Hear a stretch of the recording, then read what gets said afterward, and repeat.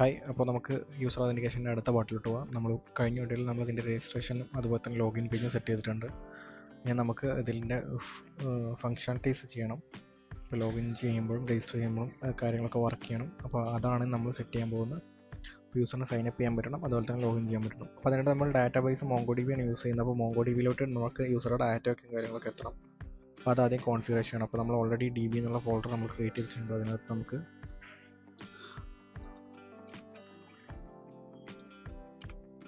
Connect DB എന്ന് പറഞ്ഞൊരു JS file create ചെയ്യണം. സോ അതിനുവേണ്ടി നമുക്ക് ആദ്യം നമ്മൾ ഇൻസ്റ്റാൾ ചെയ്യണം, നമ്മുടെ MongoDB ഇൻസ്റ്റാൾ ചെയ്യണം. അപ്പോൾ നമുക്ക് npm mongoose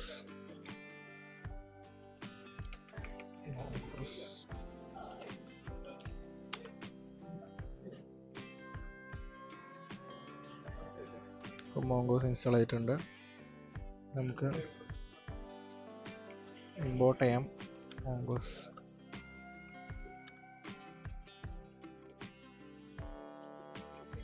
നമുക്ക് ഡാറ്റാബേസ് കണക്ട് ചെയ്യാം.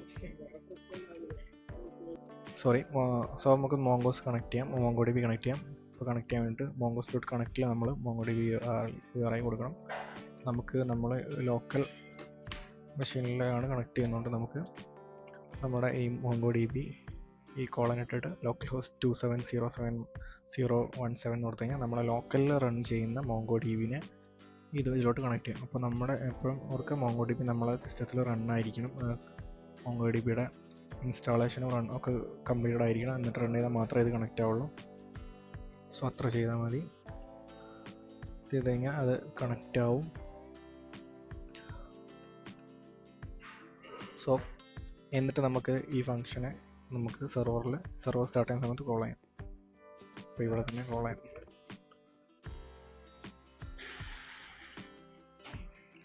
കണക്ട് DB കോൾ ചെയ്യാം. അപ്പോൾ MongoDB കണക്റ്റഡ് ലോക്കൽ ഹോസ്റ്റ് എന്നിട്ട് കാണിക്കുന്നുണ്ട്. സോ കണക്ഷൻ ഓക്കെ ആയിട്ടുണ്ട്. /user auth എന്ന് കൊടുക്കാം. അപ്പോൾ യൂസർ auth എന്നുള്ള ഡാറ്റാബേസിലോട്ട് നമ്മുടെ ഫയൽസ് ഇടാം. ഇവിടെ വന്നിട്ടില്ല. നമ്മൾ ഡാറ്റ ഇടുന്ന സമയത്ത് കണക്ഷൻ വരയ്ക്കും. സോ MongoDBയുടെ സെറ്റപ്പ് ഇത്രേ ഉള്ളൂ. Mongoose നമുക്ക് DBയിലുള്ള കണക്ട് DB എന്നുള്ള ഫയലിൽ നമ്മൾ Mongoose ഇമ്പോർട്ട് ചെയ്തു. അതിന് ശേഷം Mongoose.connect കണക്ട് വെച്ച് നമ്മളതിനെ കണക്ട് ചെയ്തു. ഓക്കെ, അപ്പോൾ നമുക്കിവിടെ കൺസോൾ ലോഗിൽ കണക്ഷൻ കാണുന്നുണ്ട്. സോ ഇനി നമുക്ക് രജിസ്ട്രേഷൻ്റെ ലോഗിൻ്റെ ഫങ്ഷനാലിറ്റീസ് നോക്കാം. സോ യൂസർ രജിസ്റ്റർ ചെയ്യുമ്പോൾ നമുക്ക് ഈ ഫയൽസ് ഈ ഡാറ്റാസ് അവിടെ എത്തണം. സോ അപ്പോൾ ഇവിടെ നമുക്ക് നമ്മുടെ HTML ഈ ഡാറ്റാസ് എത്തുന്ന രീതിയിൽ കാര്യങ്ങൾ കോൺഫിഗർ ചെയ്യണം. അപ്പോൾ നമുക്ക് ഫോമിലാണ് ഇരിക്കുന്നത്. ഫോമിൽ ഇമെയിൽ ഉണ്ട്, ടെക്സ്റ്റ് എൻ്റർ ചെയ്യുമ്പോൾ name email, type enter password, name password, confirm password,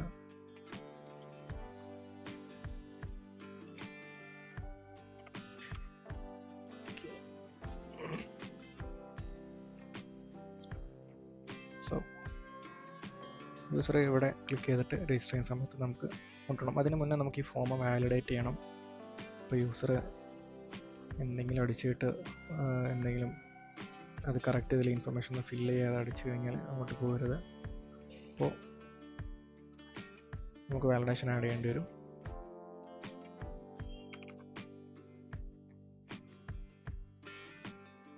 നമുക്ക് ജാവാസ്ക്രിപ്റ്റ് ഫയലിൽ ഒരു വാലിഡേഷൻ ചെയ്യാം. നമുക്ക് ഇവിടെ അതിൻ്റെ വാലിഡേഷൻ ക്രിയേറ്റ് ചെയ്യാം. നമുക്ക് സ്ക്രിപ്റ്റ് ഒന്ന് കൊടുത്തിട്ട് ഇതിനകത്ത് എഴുതാം ഫങ്ഷൻ ഫോം വാലിഡേറ്റ്.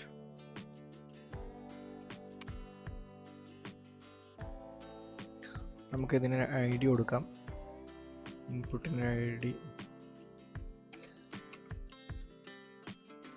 പാസ്വേഡ്, ഔട്ട്പുട്ടിന് കൺഫേം പാസ്വേഡ് കൊടുക്കാം, ഇൻപുട്ടിന് ഇമെയിൽ കൊടുക്കാം.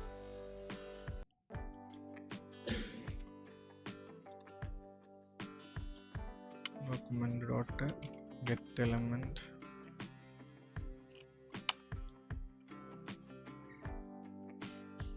ഇമെയിൽ ഡോട്ട് വാല്യൂ എന്ന് കൊടുത്താൽ നമുക്ക് ആ ഇമെയിലുള്ള വാല്യൂ കിട്ടും. അതുപോലെ document dot get element by I D password കൊടുത്താൽ പാസ്വേഡിൻ്റെ വാല്യൂ കിട്ടും. അതുപോലെ കൺഫേം പാസ്വേഡിൻ്റെ വാല്യൂ കിട്ടും.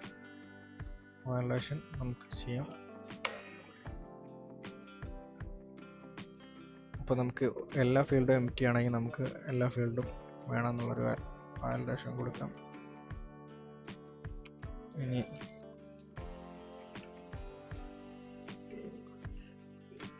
പാസ്വേഡ് മാച്ച് അല്ലെങ്കിലും നമുക്കൊരു അലേർട്ട് കൊടുക്കാം. Password not match. നമുക്ക് അലേർട്ട് കൊടുക്കാനൊരു ലൈബ്രറി ഉണ്ട്, അത് വേണമെങ്കിൽ യൂസ് ചെയ്യാം. സ്വീറ്റ് അലേർട്ട് എന്നുള്ള ലൈബ്രറിയാണ്. സോ നമുക്ക് നോക്കാം. Sweet alert.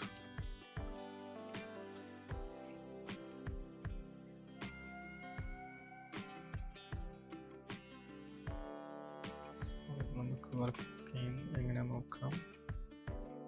ലേഔട്ടിൽ അവരുടെ CDN ലിങ്ക് നമ്മൾ എടുത്തെടുത്തിട്ടുണ്ട്. ഇങ്ങനെയൊക്കെയാണ് അലേർട്ട് വരാറ്.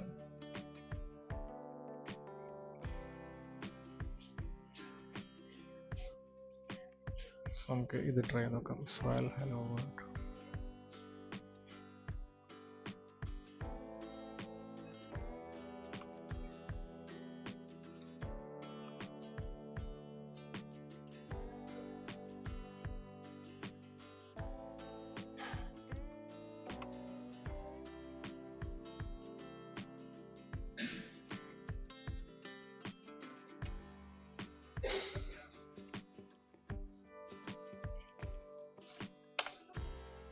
സോ നമുക്കിത് കൊടുക്കാം.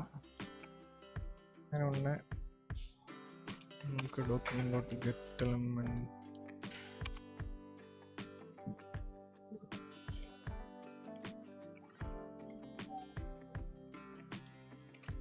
Add event ലിസ്റ്റർ from content loaded.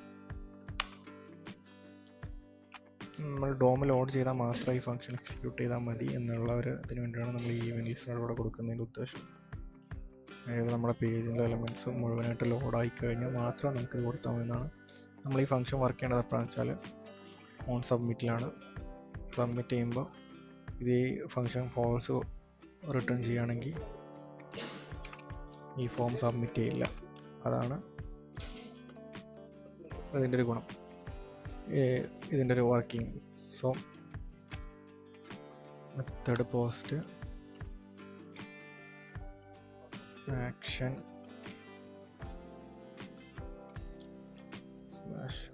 /register. So നമുക്കിത് ഈ ഫംഗ്ഷൻ കോൾ ചെയ്തെങ്കിൽ അങ്ങനെ പോകണം. അപ്പോൾ നമുക്ക് രജിസ്റ്റർ എങ്ങനെ വർക്കിംഗ് നോക്കാം.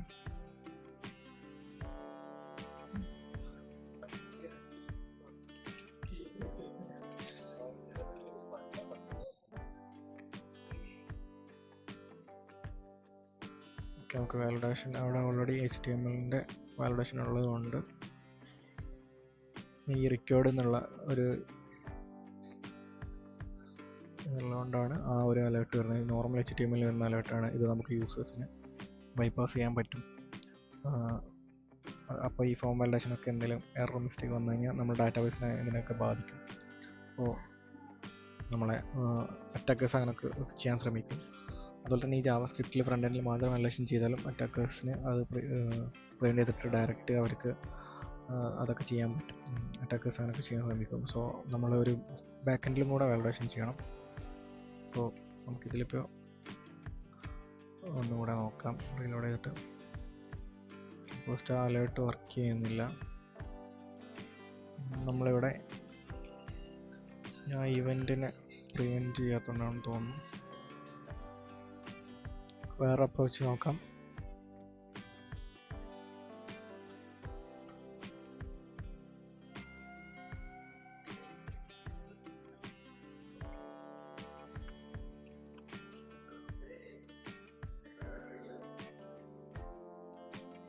നമുക്ക് ഈ ഫോം സബ്മിഷൻ എന്നുള്ളൊരു ഇവൻറ്റ് നടക്കുമ്പോൾ സമയത്ത് നമുക്ക് ഈ ഫംഗ്ഷനെ കോൾ ചെയ്യാം.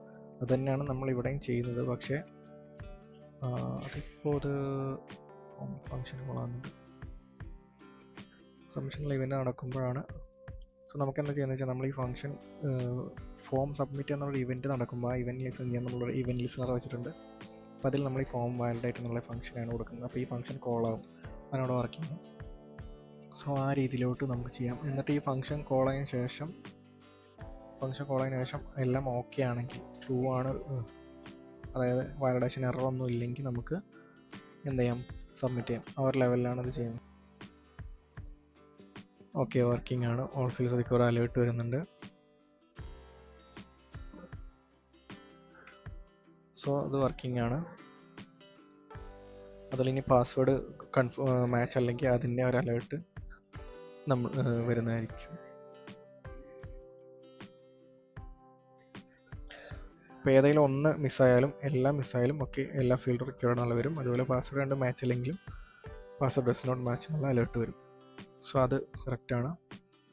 നമുക്ക് ഇനി ഇത് ഒഴിവാക്കാമെന്ന് തോന്നുന്നു. നമുക്കിവിടെ ട്രൈ ചെയ്ത് നോക്കാം. യെസ്, വർക്കിംഗ് ആണ്. സോ നമ്മളിനി രജിസ്റ്ററിലോട്ടാണ് പോവുക. അപ്പോൾ അവിടെ ഈ ബോഡിയിൽ, അതായത് ഈ ഫോമിൽ സബ്മിറ്റ് ചെയ്ത ഡാറ്റാസും കാര്യങ്ങളും നമുക്ക് അവിടെ എത്തണം. സോ അവിടെ എത്താൻ വേണ്ടി നമുക്ക് കുറച്ച് കാര്യങ്ങളൂടെ നമ്മൾ സെർവറിൽ സെറ്റപ്പ് ചെയ്യാനുണ്ട്.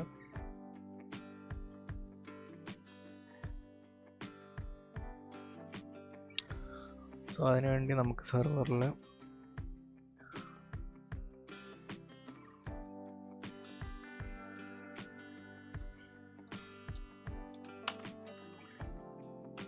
നമുക്ക് express.url encoded എന്ന് പറയുന്ന ഒരു മിഡിൽ വെയർ കോൾ ചെയ്യണം. സോ നമുക്ക് express.url encoded അതുപോലെ express.json കൊടുക്കണം. അപ്പോൾ നമ്മളെ ബോഡിയിൽ വരുന്ന ഫയൽ, അതായത് റിക്വസ്റ്റിൻ്റെ കൂടെ വരുന്ന ഫയൽ ഡാറ്റാസിനെ നമുക്ക് JSON-ലോട്ട് കൺവേർട്ട് ചെയ്തിട്ട് JSON-ൽ നിന്ന് JavaScript ഒബ്ജക്റ്റിലോട്ട് കൺവേർട്ട് ചെയ്യുന്ന ഒരു മെത്തേഡാണ് ഇത്. അപ്പോൾ ഇത് നമ്മൾ കോൾ ചെയ്താലേ നമുക്ക് ഇവിടെ ബോഡിയിൽ അത് ആക്സസ് ചെയ്യാൻ പറ്റുള്ളൂ. സോ നമുക്കത് അവിടെ നിന്ന് കോൾ ചെയ്ത് കഴിഞ്ഞ് എവിടെ വരണം, അപ്പോൾ നമുക്ക് ഇവിടെ രജിസ്റ്റർ എന്നുള്ളത് ഗെറ്റ് മെത്തേഡിൽ, അതായത് ഗെറ്റിലാകുമ്പോൾ നമുക്ക് ഡാറ്റാസ് കിട്ടില്ല, അത് ഗെറ്റ് റിക്വസ്റ്റ് ആണ്. പോസ്റ്റ് റിക്വസ്റ്റിലാണ് നമ്മൾ ഡാറ്റ സെൻഡ് ചെയ്യാറ്. അപ്പോൾ പോസ്റ്റിൽ നമുക്ക് ഇവിടെ /register വന്നാൽ റിക്വസ്റ്റ് റെസ്പോൺസ് നമുക്കിവിടെ ലോഗിൽ ഡോട്ട് ബോഡി എന്താ വരുന്നത് നോക്കാം.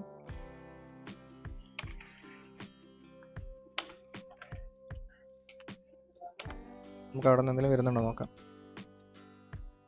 സോ upsell.com, ഇവിടെ upsell കൊടുക്കാം. സോ cannot post /register എന്നുള്ള പോസ്റ്റ് മെത്തേഡ് ഇല്ലെന്ന് പറയുന്നത്. അപ്പോൾ നമ്മൾ റൂട്ട് സെറ്റ് ചെയ്ത് കറക്റ്റ് അല്ല. നമ്മൾ ഇവിടെ രജിസ്റ്റർ പേജിൽ /root കൊടുത്തത് /user/register എന്താണ് കൊടുക്കേണ്ടത്.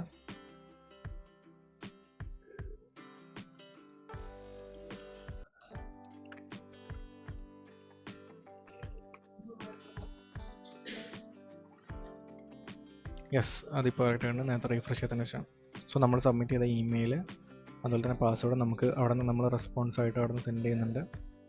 അപ്പോൾ ഈ സെർവറിൽ ഞാൻ സെൻഡ് ചെയ്യുന്ന എനിക്ക് ബോഡിയാണ് ഇവിടെ കാണിച്ചത്. അപ്പോൾ സോ ഡാറ്റ ഇവിടെ എത്തുന്നുണ്ട്. സോ ഇനി നമുക്ക് ഡാറ്റ സേവ് ചെയ്യണം. ഡാറ്റ സേവ് ചെയ്തിട്ട് ഇനി ലോഗിൻ ഫീച്ചറും കാര്യങ്ങളും ആഡ് ചെയ്യണം. സോ നമുക്ക് ഇനി അത് നോക്കാം അടുത്ത വീഡിയോയിൽ.